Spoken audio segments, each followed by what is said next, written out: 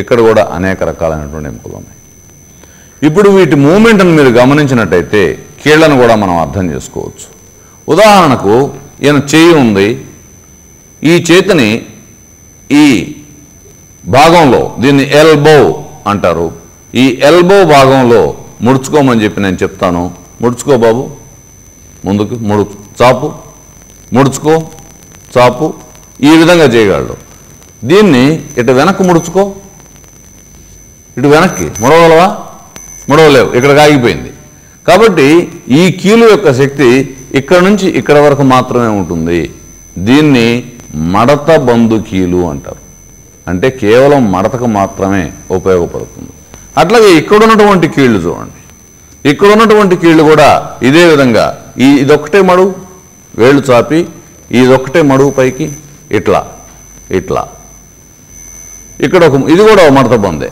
అట్లాగే ఈ చేతి వేళ్ళు ఉన్నాయి, ఇవన్నీ కూడా మడత బండు కీళ్ళే. ఈ రకమైన కానీ భుజాన్ని ఒకసారి చూసినట్టయితే భుజం అన్ని వైపులకు తిరిగేటటువంటి అవకాశం ఉంది. భుజాన్ని ఒకసారి ఇటు పైకి ఎత్తు, పైకి ఇట్లా ఎత్తవచ్చు, ముందుకి, వెనక్కి, వెనక్కి, మొత్తం తిప్పు నాకు తగలకుండా. చూడండి, దీన్ని బంతి గిన్నె కీలు అంటారు. ఈ భుజం ఎముకలో గిన్నె ఉన్నది, ఈ చేతి ఎముకలో బంతి ఉన్నది. ఈ బంతి ఈ గిన్నెలో ఉండి మొత్తం తిరిగేదానికి దారితీస్తుంది. కాబట్టి దీన్ని బంతి గిన్నె కీలు అంటారు. ఈ కీళ్లను ఆ ఎముకను ఈ ఎముకను కలిపి ఉంచేటటువంటి దారపు నార పోగులు లాంటి వాటిని లెగమెంట్లు అంటారు. వాటినే లెగమెంట్స్ అంటారు. ఈ లెగమెంట్లకు దెబ్బ తగిలినప్పుడు ఈ చేతుల్లో కదలికలు కూడా దెబ్బతినేదానికి అవకాశం ఉంది.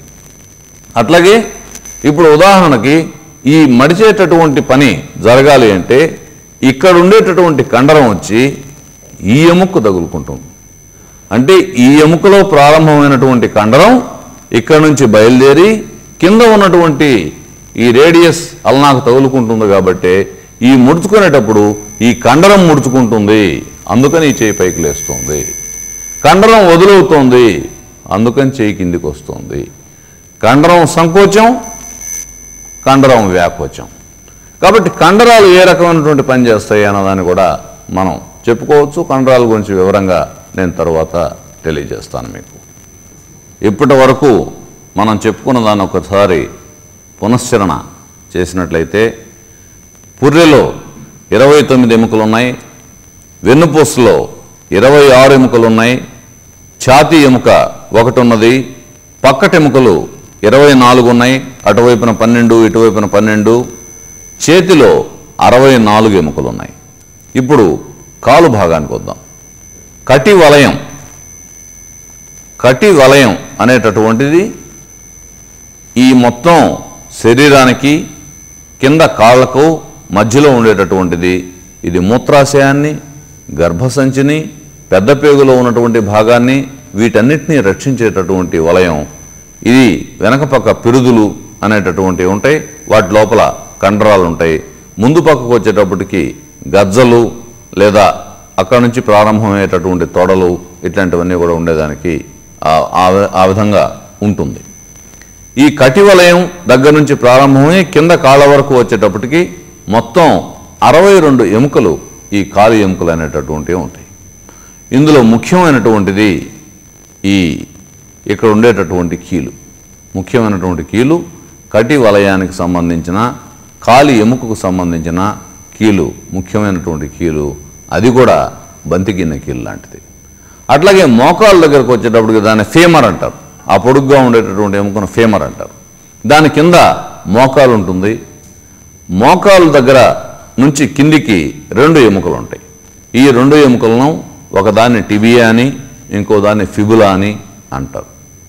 ఈ టిబియా, ఫిబులా అనేటటువంటి 2 ఎముకల్ని తెలుగులో జంఘిక, జానుక అని చెప్పని పిలుస్తారు. ఆ తర్వాత కింది భాగంలో గిరక అనేటటువంటిది ఉంటుంది. ఆ గిరక భాగంలో కీలు చాలా మనం నడిచేదానికి అనువుగా ఉండేటటువంటి పరిస్థితుల్లో ఉంటుంది. అక్కడ నుంచి పాదం ఉంటుంది. పాదంలో కూడా అనేక ఎముకలు, అనేక రకాలైనటువంటి కీళ్ళు, పాదంలో అనేక రకాలైనటువంటి మూమెంట్స్ వచ్చేదానికి అవకాశం ఉంది. వీటన్నిటినీ, ఈ మొత్తం అస్థిపంజరాన్ని కదిలించేటటువంటి కండరాలన్నీ మన యొక్క కంట్రోల్లో ఉండేటటువంటి కండరాలు. వీటినే అస్థిపంజర కండరాలు అని చెప్పి అంటారు. ఇక మనం ఎముకల్లో నుంచి కండరాల్లోకి వెళ్తున్నాం. ఎముకలకు సంబంధించినంత వరకు 2 మాటలు మాత్రం మళ్ళీ చెప్తాను. ఒకటి, 2 సెంటీమీటర్ల పొడవు ఉండే ఎముకైనా సరే కొన్ని టన్నుల బరువును మోయగలిగినటువంటి శక్తి కలిగి ఉంటుంది. ఎముకలో కాల్షియం, ఫాస్ఫరస్, మెగ్నీషియం లాంటి పదార్థాలన్నీ ఉంటాయి. ఎముక లోపల ఎముక మజ్జ అనేటటువంటిది ఉంటుంది. దీన్నే మూలుగా అని కూడా అంటారు. దీంట్లో నుంచి ఎర్ర రక్త కణాలు తయారవుతూ ఉంటాయి. ఇది చాలా ముఖ్యమైనటువంటిది ఈ పదార్థం. కాబట్టి ఈ ఎముక అనేటటువంటిది శరీరంలో చాలా కీలకమైనటువంటి పాత్ర పోషిస్తుంది. ఇందులో నీరు కూడా ఉంటుంది. 25% మాత్రమే ఎముకలో నీరుండేటటువంటి అవకాశం ఉంది. శరీరం యొక్క బరువులో ఎక్కువ బరువు ఈ అస్థిపంజరం నుంచే వస్తుంది. అస్థి అంటే ఎముక. ఈ అస్థిలో గట్టిగా ఉండేటటువంటి దాన్ని అస్థి అని, ఆ గట్టిగా ఉండేటటువంటి ఎముక చివరి భాగం ఏదైతే కీలు ఏర్పడుతుందో ఆ భాగాల్లో ఉండేటటువంటి దాన్ని మృదుల అస్థి అని కూడా అంటారు. ఉదాహరణకి చెవి ఉంది. ఇది చర్మం కాదు, ఇది కూడా ఒక రకమైనటువంటి ఎముక లాంటిదే. ఇందులో ఉండేటటువంటి దాన్ని మృదుల అస్థి అని చెప్పి అంటారు. అట్లాగే ముక్కు చివరి భాగంలో ఉండేటటువంటి దాన్ని మృదుల అస్థి, దాన్నే చిగురు ఎముక అని కూడా మామూలు భాషలో మన వాళ్ళు మాట్లాడుతూ ఉంటారు. కీలు నిర్మాణం, ఎందుకని ఇన్ని సంవత్సరాలైతే ఈ కీళ్లు కదులుతూ ఉన్నాయి? పైన ఉన్నటువంటి ఎముక, దాని కింద ఉండేటటువంటి మృదులాస్థి, కింద ఉన్నటువంటి ఎముక, దాని పైభాగంలో ఉండేటటువంటి మృదులాస్థి, ఇవి రెండింటినీ కలిపి ఉంచేటటువంటి లెగమెంట్లు. ఈ మొత్తం లోపల ఎముకకు మధ్య వెల్వెట్ లాంటి ఒక పొర ఉంటుంది. దాన్ని సైనోవియల్ మెంబ్రేన్ అంటారు. ఈ సైనోవియల్ మెంబ్రేన్ మధ్యలో ఒక చిన్న ద్రవం, ఏ రకంగా మనం బండి చక్రానికి గ్రీజు వేస్తామో, పాతకాలంలో ఉన్నటువంటి ఎడ్ల బండ్ల చక్రానికి కందెన వేసేవాళ్ళు, అదేవిధంగా ప్రకృతి సిద్ధంగా మన శరీరంలో ఉండేటటువంటి ప్రతి కీలుకి మధ్యలో ఈ రకమైనటువంటి గ్రీజు లాంటి పదార్థం ఉంటుంది. దాన్నే సైనోవియల్ ఫ్లూయిడ్ అని చెప్పని అంటారు. ఎప్పుడైతే ఎముకలు అరగడం ప్రారంభమవుతాయో, ఈ గ్రీజ్ సైనోవియల్ ఫ్లూయిడ్ తగ్గిపోతుందో, అప్పుడు ఎముకలు ఒకదాన్నొకటి రాసుకొని ఆ కీలు కదలడంలో నొప్పి, కదిలేటప్పుడు ఒక రకమైన శబ్దం వచ్చేటటువంటి అవకాశం ఉంది. దీన్నే ఆస్టియో ఆర్థరైటిస్ అంటారు. ఆస్టియో ఆర్థరైటిస్ లేదా కీళ్ల వాపు అనేటటువంటిది వృద్ధాప్యం వచ్చే కొద్దీ, మానవుడు అనేక సంవత్సరాలు జీవించి ఈ ఎముకలను ఉపయోగించి ఇవన్నీ పనిచేసినటువంటి సందర్భంలో వృద్ధాప్యంలో భాగంగా సైనోవియల్ మెంబ్రేన్ దెబ్బతినడం, లేదా ఏదన్నా మనకు యాక్సిడెంట్ అయినప్పుడు ఇట్లాంటి పరిస్థితుల్లో సైనోవియల్ మెంబ్రేన్ దెబ్బతినడం, ఆ ఎముకలు దెబ్బతినడం, మృదులాస్థి దెబ్బతినడం, దీని ఫలితంగా ఆ కీలు పనిచేయకుండా పోవడం అనేటటువంటిది జరుగుతూ ఉంటుంది. ఎముకలు, ఈ నేను చెప్పినటువంటి ఇందాక చెప్పిన ఈ అస్థిపంజరానికి సంబంధించిన కండరాలు, ఇవన్నీ పుష్టిగా ఉండాలంటే నిరంతరం ఎక్సర్సైజ్ అనేది అవసరము. ఈ నిరంతరం ఎక్సర్సైజ్ లేకుండా ఉన్నట్లయితే ఎముకలు క్షీణిస్తాయి, కండరాలు క్షీణిస్తాయి. కాల్షియం అనేటటువంటి పదార్థం తగ్గిపోతే, మరీ వృద్ధాప్యం వస్తే వెన్నుపూసలు అట్లా ముడుచుకొని పోయేదానికి అవకాశం ఉంది. ప్రతి ఎముక పెళుసుబారిపోయి ఆ పెళుసుబారి ఇరిగిపోయేటటువంటి అవకాశం ఉంది. పెళుసుబారినటువంటి ఎముకల్నే ఆస్టియోపోరోసిస్ అంటారు. ఆస్టియోపోరోసిస్ అంటే ఎముకలో ఉండేటటువంటి కాల్షియం బదులుగా దాంట్లో సన్న సన్న రంధ్రాలు ఏర్పడి గాలి చేరుతుంది, ఎముకకు ఉండవలసినటువంటి శక్తి కోల్పోతుంది. ఆ రకంగా ఉండేటటువంటి పరిస్థితి ఆస్టియోపోరోసిస్ ముఖ్యంగా మహిళల్లో. ఎండలోకి రాకుండా 4 గోడల మధ్య మగ్గుతూ ఉన్నటువంటి మహిళలు అనేక మంది, సరైనటువంటి ఆహారం లేక నిరంతరం శ్రమ చేసేటటువంటి వాళ్ళు, వాళ్ళ యొక్క ఎముకలు ఆస్టియోపోరోసిస్ వృద్ధాప్యంలో వచ్చి ఉంటారు. అందుకనే ఎక్కువ మంది వంగిపోయినటువంటి ముసలమ్మలను మీరు చూస్తారు. వంగిపోయినటువంటి తాతయ్యలను మీరు చూస్తారు, వాళ్ళు కర్రబట్టుకొని మాత్రమే నడవగలరు. దీనికి కారణం ఆస్టియోపోరోసిస్. ఇప్పుడు మనం కండరాల గురించి మాట్లాడుకుందాం. ముందు అస్థిపంజరానికి సంబంధించిన కండరాల గురించి చెప్పుకుందాం. ఈ కండరాలన్నీ మన యొక్క కంట్రోల్లో ఉండి మనం చెప్పినట్టు వింటాయి. ఏదైనా సరే ఒక వస్తువును వాడుతూ ఉంటేనే అది ఉపయోగంలో ఆరోగ్యంగా ఉంటుంది. వాడకపోతే, ఒక కత్తిని వాడకుండా పక్కన పడేస్తే తుప్పు పట్టిపోతుంది. కాబట్టి మన శరీరంలో ఉండేటటువంటి ఏ కండరాన్నైనా మనం వాడకపోతే ఆ కండరం బలహీనపడిపోయి చచ్చుబడిపోతుంది. కాబట్టి నిరంతరం ఈ కండరాలకు ఎక్సర్సైజ్ అనేది చాలా అవసరం. మీరు టెన్నిస్ ఆడే వాళ్ళని చూడండి, వాళ్ళ కుడి చేయి వాటం వాళ్ళు అయితే కుడి చేయి చాలా లావుగా ఉంటుంది.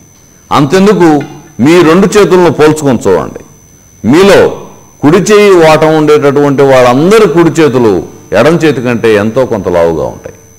ఎడం చేయి వాటం ఉండే వాళ్ళందరూ ఎడం చేతులు కుడి చేయి కంటే ఎంతో కొంత లావుగా ఉంటాయి.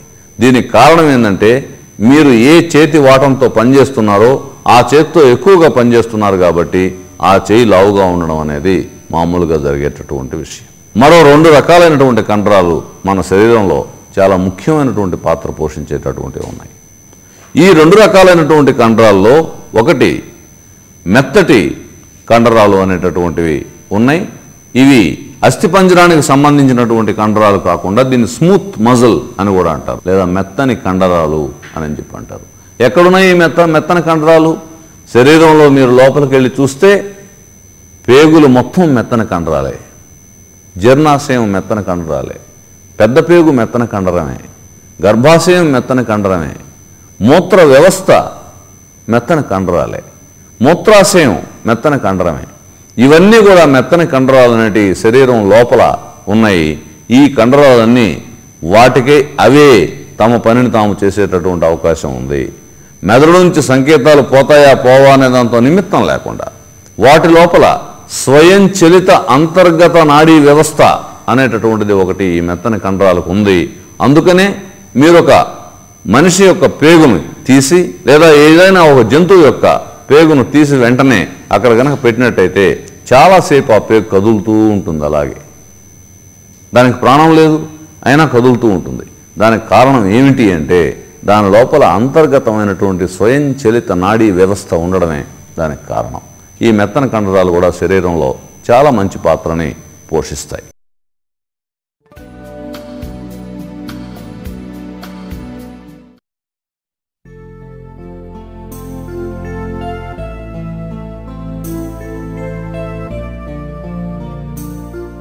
ఈ మెత్తని కండరాలు కూడా శరీరంలో చాలా మంచి పాత్రని పోషిస్తాయి. తర్వాత ఓ ప్రత్యేకమైనటువంటి కండరం గురించి మనం మాట్లాడుకుందాం. అవే గుండె కండరాలు. ఈ గుండె కండరాల యొక్క నిర్మాణం, అందులో కణజాలం యొక్క నిర్మాణం ఒక విచిత్రమైనటువంటిది.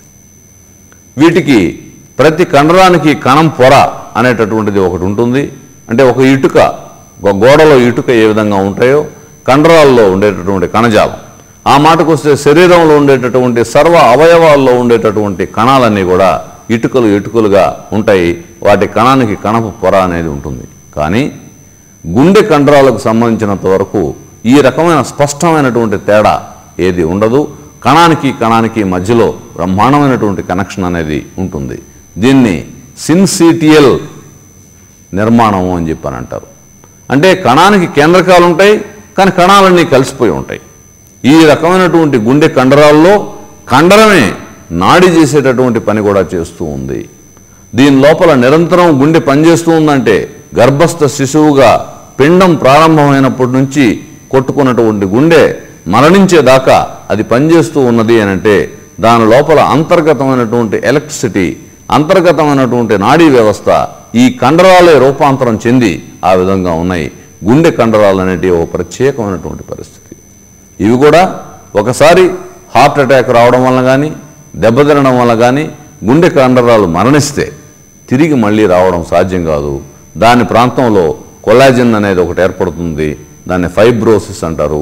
అంటే ఆ భాగం వరకు దెబ్బతినిపోయినట్టే లెక్క. మిగిలిన భాగాన్ని కాపాడుకోవడం మన చేతుల్లో ఉండేటటువంటిది. కాబట్టి ఈ కండరాలని, ఎముకల్ని, కీళ్ళని మనం ఎప్పుడూ ఆరోగ్యవంతంగా ఉంచుకోవాలంటే ఆరోగ్యకరమైనటువంటి ఆహారం, కాల్షియం ఎక్కువగా కలిగినటువంటి ఆహారం, మన శరీరానికి కావాల్సినటువంటి అన్ని రకాల ధాతువులు, లవణాలు లోపలికి వెళ్ళేటటువంటి ఆహారం, చక్కటి కాయగూరలు, పండ్లు, వీటన్నిటికంటే మించి రోజువారీ ఎక్సర్సైజ్ అనేటటువంటిది ఖచ్చితంగా ప్రతి మనిషికి అవసరము.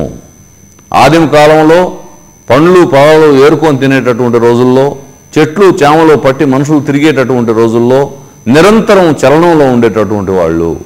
ఇప్పుడు మనుషులు చలనంలో ఉన్నారా?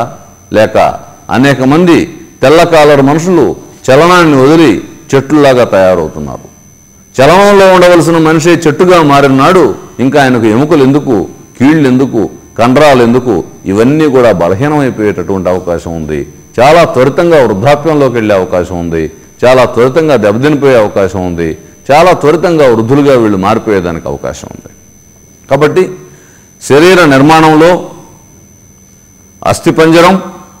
అస్థిపంజరంలో ఉన్నటువంటి మొత్తం ఎముకలు, పుర్రె, ముఖం, కింది దవడ, అట్లాగే వెన్నుపూస, మెడ వెన్నుపూస, ఛాతీ వెన్నుపూస, నడుము వెన్నుపూస, ఆ కింద కటివలయంలో ఉండేటటువంటి వెన్నుపూస, ఈ వెన్నుపూస లోపల అంతర్గతంగా ఉండేటటువంటి వెన్నుపాము, వాటిలోంచి వచ్చేటటువంటి నాడులు, ఛాతీ ఎముక, కాలర్ బోను, వెనకుండేటటువంటి భుజం ఎముక, ఈ కింద ఉండేటటువంటి పక్కటెముకలు, ఆ కింద భాగంలో ఉండే కటివలయంలో ఉండే ఎముకలు, అక్కడి నుంచి బయలుదేరేటటువంటి కాళ్ళు, ఆ కింద ఉండేటటువంటి రెండు ఎముకలు, చేతికి ఉండేటటువంటి పెద్ద ఎముక హ్యూమరస్, దాని కింద ఉండేటటువంటి రెండు ఎముకలు రత్ని, అరత్ని అనేటటువంటి ఎముకలు, కింద కాళ్ళకు ఉండేటటువంటి జంగిక, జానుక అనేటటువంటి టిబియా, ఫిబులా అనేటటువంటి ఎముకలు, ఆ కింద చీలమండ, ఆ ప్రాంతంలో ఉండేటటువంటి ఎముకలు, వీటన్నిటి కదలికలు. ఇది ఒక అపూర్వమైనటువంటి శరీర నిర్మాణం మానవుడికి ఉన్నది. ఈ అపూర్వ శరీర నిర్మాణం ద్వారానే ఇతను అత్యంత సున్నితమైనటువంటి పనులు చేయగలుగుతున్నాడు, అనేక ఫీట్స్ సాధించగలుగుతున్నాడు, శరీరాన్ని అనేక వంపులు తిప్పగలుగుతున్నాడు. ఒక నృత్యం చేసేటప్పుడు, ఒక డాన్స్ చేసేటప్పుడు, అంతెందుకు ఒక్కసారి మనం నవ్వాలంటే, చిరునవ్వు నవ్వాలంటే ముఖంలో ఉండేటటువంటి 14 కండరాలు పనిచేస్తాయి. కన్ను మూసి తెరవాలంటే 8 కండరాలు పైగా పనిచేస్తాయి. కాబట్టి శరీరంలో ఉండేటటువంటి మొత్తం ఎముకలు, కీళ్ళు, కండరాలు, మెత్తటి కండరాలు, వీటన్నిటి మధ్య ఉండేటటువంటి అవినాభావ సంబంధాన్ని నిరంతరం కొనసాగించేటటువంటి నాడీ వ్యవస్థ, వీటన్నిటికీ కేంద్రంగా ఉండేటటువంటి మెదడు, ఇవన్నీ కలిసినటువంటి అత్యంత అభివృద్ధి చెందినటువంటి నమూనా, ఒక జీవం యొక్క నమూనా మానవ శరీరం. ఈ మానవ శరీరం ఇది కూడా రూపాంతరం చెందుతుంది. ఇది కొన్ని కోట్ల సంవత్సరాల జీవ పరిణామ క్రమంలో ఏర్పడినటువంటి నమూనా. ఇది అద్భుతమైన ఇంజనీరింగ్. ఈ ఇంజనీరింగ్ని ఎవరు కూడా పక్క నుంచి అవి చేసి ఇవి చేసి సాధిస్తామంటే సాధించడం సాధ్యం కాదు. ప్రకృతి సిద్ధంగా ఏర్పడిన ఇంజనీరింగ్ శరీరం ఇది.